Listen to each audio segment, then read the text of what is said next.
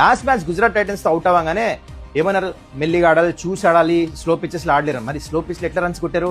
Aggressive brand of cricket దీన్ని అంటారు.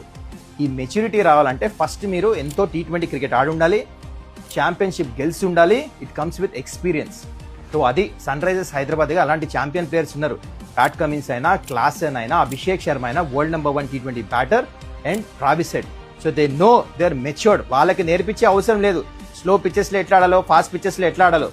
So next time ఎవరైనా వచ్చి మీ దగ్గర వచ్చి చెప్పారనుకో Sunrisers Hyderabad flat pitch లే అని, యూ హ్యావ్ అన్ ఆన్సర్. సరే, నాకు పర్వాలేదు, క్రికెట్ ఆడని వాళ్ళకి అంత అర్థం కాదు, మీరు ట్రాల్ చేయండి, తిట్టండి, నాకు ప్రాబ్లమే లేదు. క్రికెట్ గురించి కూడా మాట్లాడుతున్నారు, నువ్వేం క్రికెట్ ఆడావు, నీకేం తెలుసు? T20 క్రికెట్లో ఛాంపియన్షిప్లో ఏమైనా గెలిచావా? T20 క్రికెటే క్రికెటా? వేరే ఫార్మాట్లో క్రికెట్ కాదా?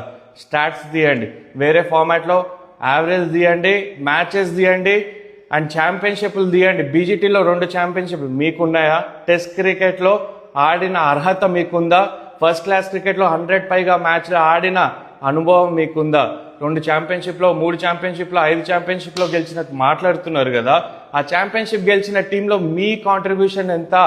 ఆడారు ఒక మ్యాచ్ అయినా? ఆడిన వాళ్ళకి చెప్తున్నాను, అంత మెచ్యూరిటీ మీకు లేదు. నా రీచ్ కోసం చేస్తున్నా అంటే చేసుకోండి. నా